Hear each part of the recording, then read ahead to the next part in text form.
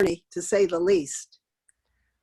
In fact, this journey started back in 1998 when I was first elected to the Senate. And that started with the shooting on the New Jersey Turnpike of some Black college students. And that was when the whole issue as to whether there was racial profiling in New Jersey. And everybody kept telling us, that is Black people, that it was a figment of our imagination. There was no racial profiling.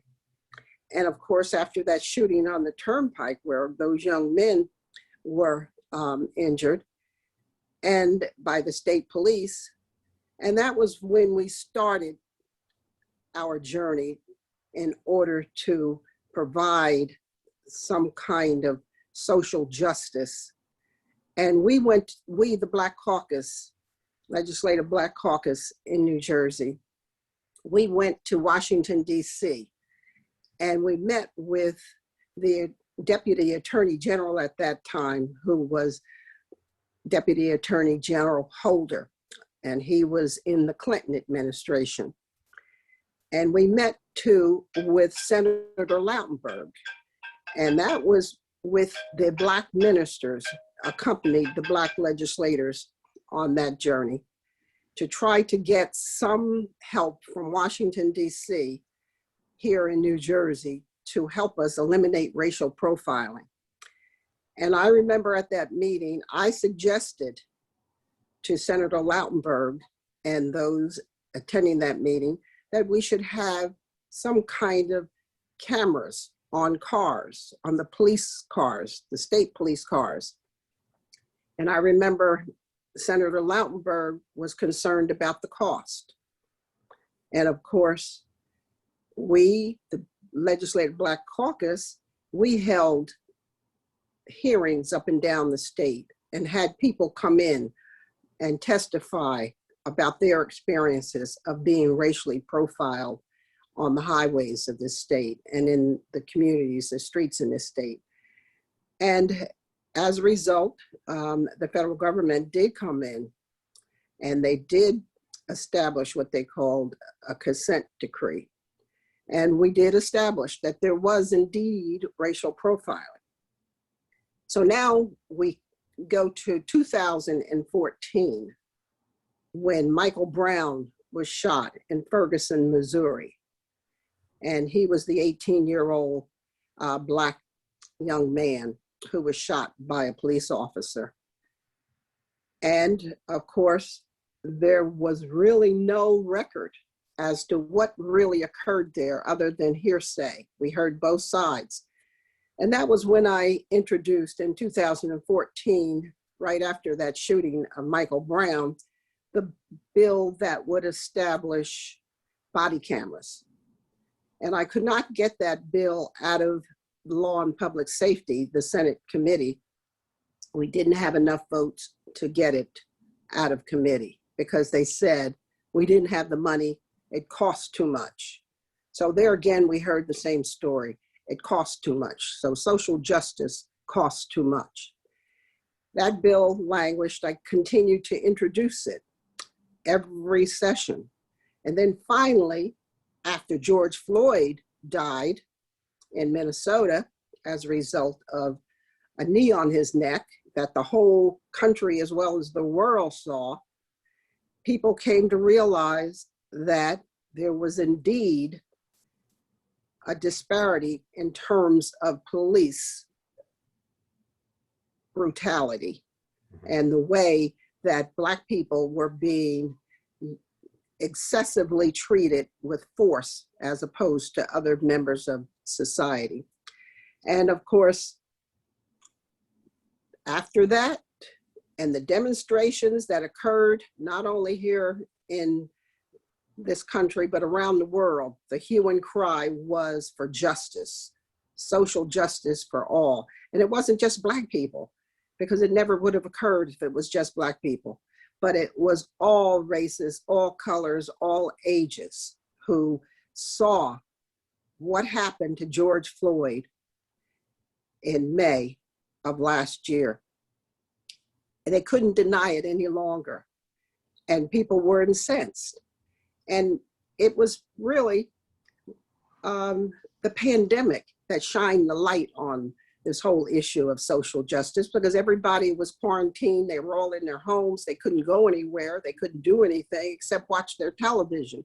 And they saw George Floyd on the ground, handcuffed, face down, with the police officer with his knee on his neck for 9 minutes and 29 seconds. They saw it day in and day out, over and over and over again. And they saw the protests and the marches and the demonstrations. So that more or less put wind in the sail of my bill for the body cameras. So finally, we were able to get that bill not only moved out of committee, but also signed into law and passed by both houses, and the governor signed it. So we found the money to pay for those body cameras, but we should have had them long before now. So many lives could have been saved, because when people know there is a camera, they're always on their best behavior. That goes for the public as well as police officers or anyone else.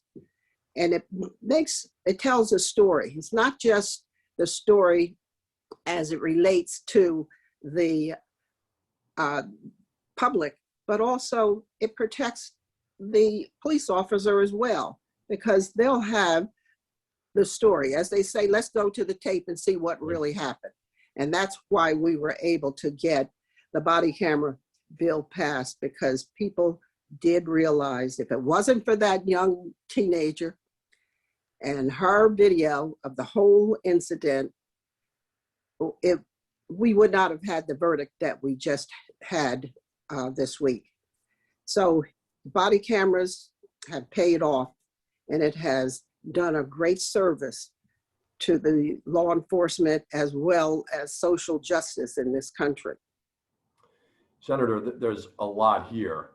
If we could start with some legislation that is under review now by legislative leadership, and that is a bill that you have co-sponsored in the Senate that would grant subpoena power to civilian review boards of law enforcement agencies locally. What's your expectation for that bill getting passed and signed into law this year? Well, as they say, hope springs eternal. And we know now that because of the verdict that occurred and because of what happened with George Floyd, we have more sympathy now, we have more support now to reform some of the policing that has taken place in this country for decades and decades. And I'm hopeful that we can get this will be a heavier lift. We got some of the low-hanging fruit bills passed during the last year, but now we're coming up to where the rubber meets the road, such as the Citizens Review Board. Senator Rice and I were the sponsors of that bill, and I know that in the Assembly, it's Assemblywoman Knight, and I'm hopeful that we can get that done before the end of this session. I realize that time is not on our side, so to speak, because this is an election year and we only have a few sessions left in this before the summer break, and we go into campaign mode. So I don't think there'll be much of an appetite to do anything that's going to require a lot of heavy lifting. But I'm going to be pushing to have this heard and passed in this session, just as I will be pushing for the bill that I have designated as George Floyd bill, which would criminalize any police officer who uses a knee or any kind of chokehold on a person who is unarmed and who poses no threat. So we are in a interesting political environment where there's a tremendous public appetite for the Civilian Review Board. I was on a Zoom call yesterday with a lot of African American leaders and civic leaders and activists who really expressed their desire that your bill and Senator Rice's and Assemblywoman McKnight's bill get heard sooner rather than later. And yet we are, as you mentioned, in an election year, a state election year, where a lot of people are up in swing districts or districts where this might become a political handicap, support for this bill or the posting of this bill. How do you think it shakes out? Well, you know, Max, you mentioned some political leaders and activists, Black in particular, you mentioned, but I have attended some rallies over the last year, and it was a lot of white people as well as brown people who approached me saying that we need to have this citizen review board, because until we can start holding officers accountable like we do everybody else in terms of misconduct or in terms of using excessive force or being abusive, we're not going to have social justice. And I think everybody now, they have awakened that there's a need now for everybody to be treated equally and fairly. And we haven't had that heretofore. And it's the best way for us to develop a more positive relationship with the police enforcement officers, because they are sworn to protect the people in the community, and the people need to have some way of holding them accountable, and there needs to be transparency.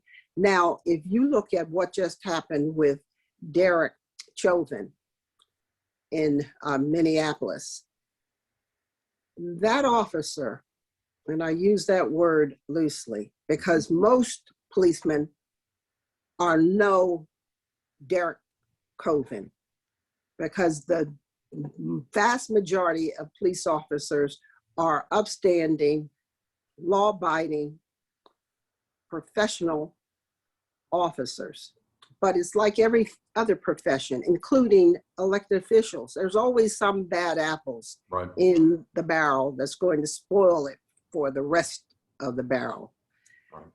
And those are the ones we want to sort out, like the Chauvins. Mm-hmm. And with a Citizens Review Board, this will help us to do just that.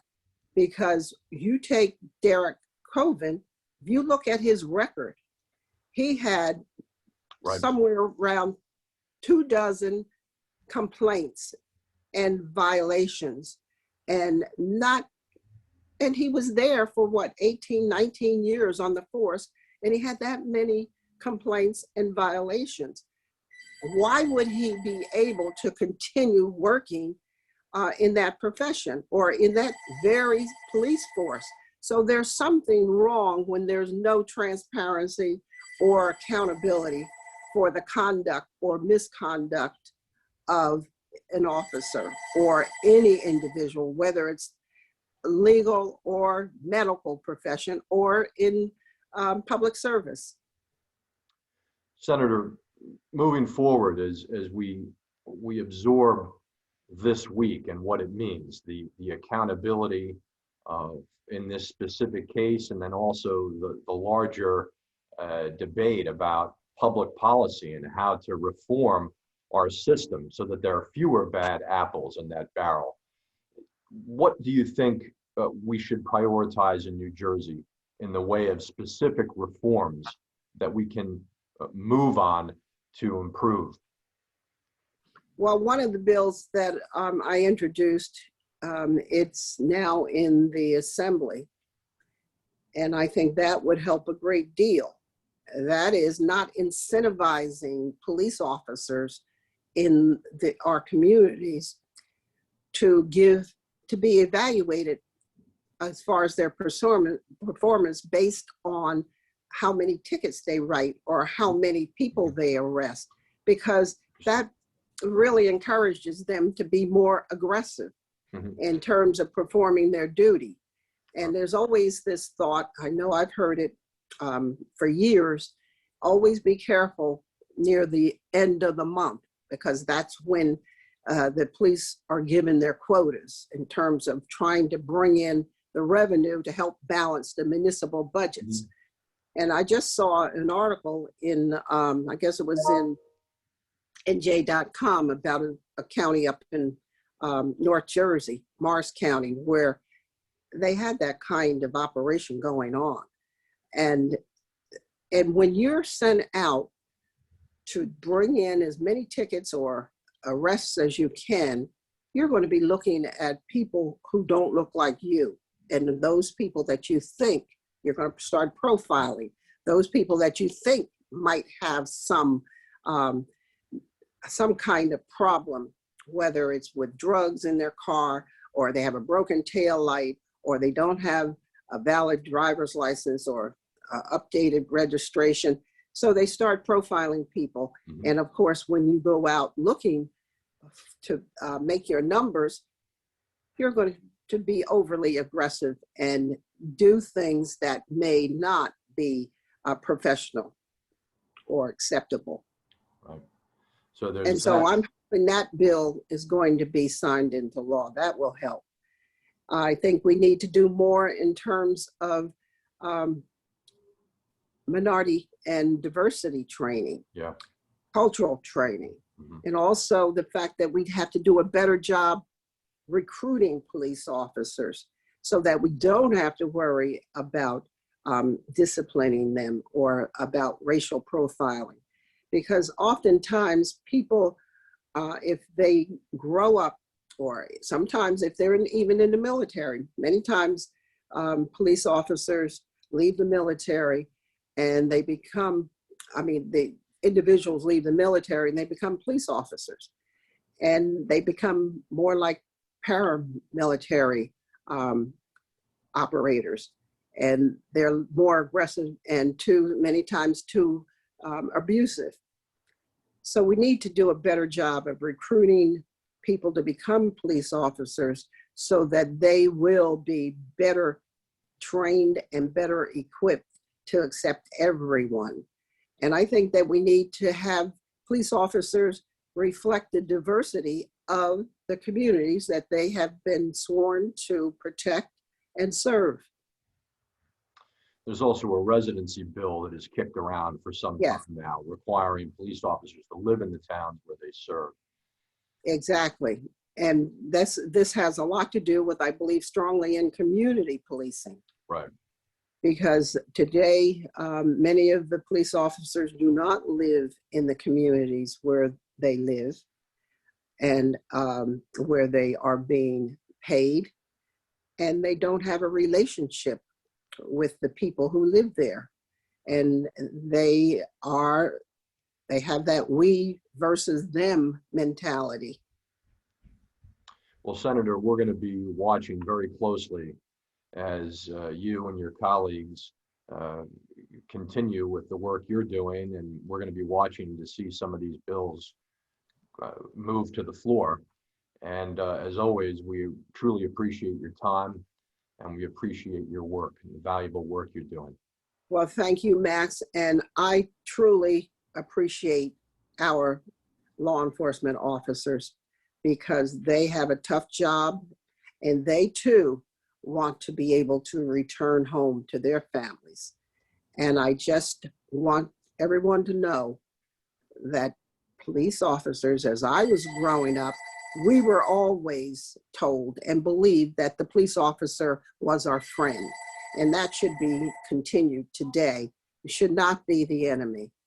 And most of them are not. Amen. Thank you, Senator. Thank you. Thank you, Matt. Take care now. You too now.